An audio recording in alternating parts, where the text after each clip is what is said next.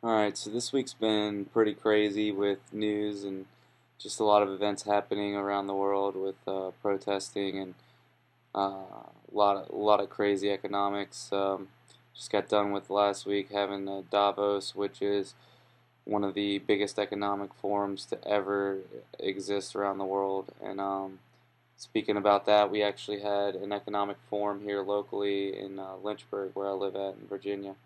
And it's pretty cool because I went to it and didn't even know, but there was a speaker from the Richmond Federal Reserve, and it's pretty interesting. His name was Dr. Webb. Gave a pretty interesting speech that actually it was a rhetoric from the top national Federal Reserve that Bernanke's the chairman of, and it just seemed like rhetoric that he would say out of his mouth coming out of this guy, and it was funny because he gave a disclaimer right at the beginning, like, this is my opinion, and um, this has no reflection upon the Federal Reserve, and blah blah blah. And it was just funny because he kept on going through like this complete speech filled with just chart after chart after chart after chart, which I mean, where do the charts come from? The Federal Reserve, obviously, that's what he's getting all his information, I'm sure. Even had like projected outcomes of these charts and what he figured the outcome nationally would be, and what he deducted from these charts. And like I said, I don't think it was really his opinion. I just believe it was like the rhetoric that they all tell each other, probably. But yeah, it was cool because he went through all these charts and stuff, and one of them was showing the balance sheet, and I guess it was three different progressions of what the balance sheet has become. And started off, smaller, obviously, and it got bigger next progression, and it had like European bailouts in there, and a lot of other things. And there was always this really interesting one that reminded me um, of the secrecy of it, but it said miscellaneous. It's like on the balance sheet, okay, I can, granted, there's things that could be possibly categorized as miscellaneous, but so it was a pretty big chunk on that middle section. And then it gets to the third one, and Dr. Webb's like, yeah, and you can see in the third one there's a smaller area of the European um, central bank spending or lending, and something about it just kind of irked me the whole time. It sat there with me the whole time, the rest of his speech, and came around to asking questions, and I was like, on that third progression of the balance sheet, I'm curious, because when you were talking about the European central bank lending area is smaller, I see that you're right, it's smaller, but I'm curious, because he had also said, my question dealt with why there was low level risk involved with it, because he was saying how it's lower, it's become more minimal in the amount that we're lending, and also it's a low level risk. And so I was just like, what? That's what irked me. I was like, what in the world is that? So I was like, how can it be just a low level, um, risk when we're the initial lender? Or well, not we're, but when the Federal Reserve is the initial lender, and he didn't really answer it. Obviously, I don't think he really knew how to answer it. He was just saying the sovereignty of it or whatever, and just kind of like I guess said that they had the authority and that they were taking the risk on this. And I was just like, all right, well, if the money is being printed from the Federal Reserve in America going over to Europe, then it only logically makes sense that it's taking more of our money that we're printing and devaluing it and giving it to them to lend and whatnot. And it's low level risk because it's getting paid back and blah blah blah. Like come on now, that's just retarded.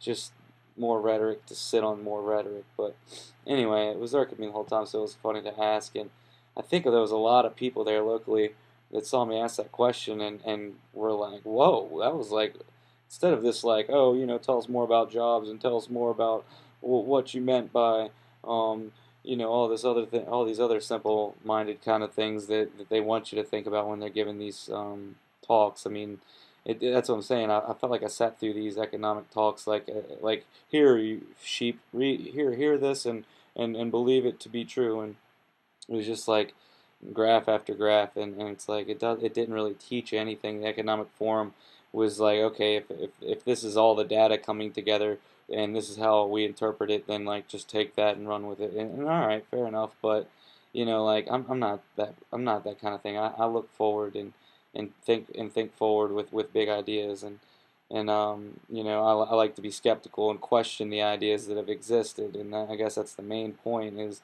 the skepticism that I had in the whole talk. There was certain things that lent my ear to want to asked that question about the lending to Europe and the effects of how that would be a low level risk. But anyway, that was interesting because, like I said, it brought to the attention of a lot of people, and it was funny. A lot of people came up to me afterwards and like wanted to know why I was there and just more about me, I guess. But also this week, it's cool. I got bought some more silver.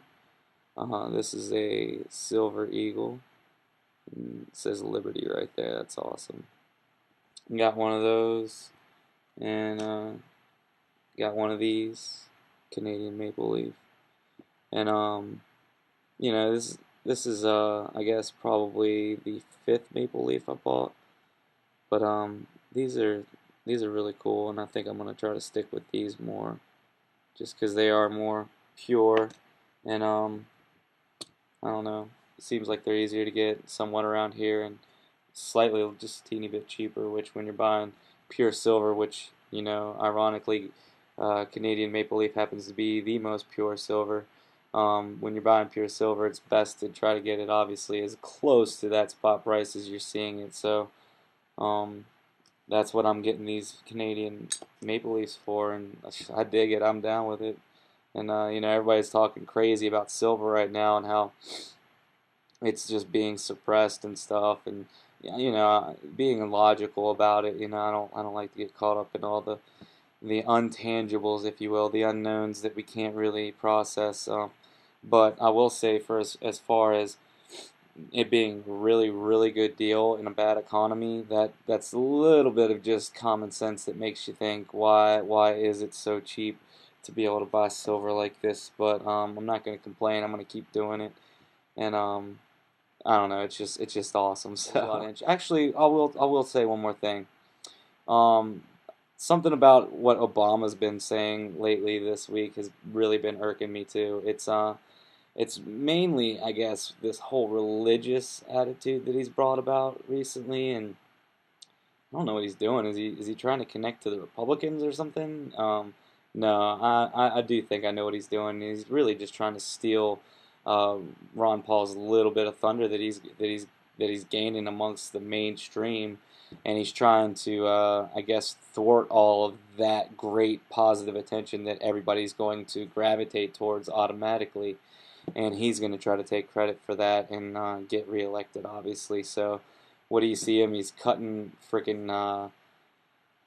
He's cutting budgets by cutting departments and slimming the military down and getting all religious and trying to speak as a commoner. And it's funny because like I follow Current TV on YouTube. It's one of the channels, pretty decent, more liberally based, but definitely more level-headed kind of people compared to what's out there in the mainstream. And it's crazy because the one thing that I don't get about it is they're all over Obama. They're just like, oh, it's so great that he said all these religious things. He said something about being my brother's keeper. That's, you couldn't have said it better.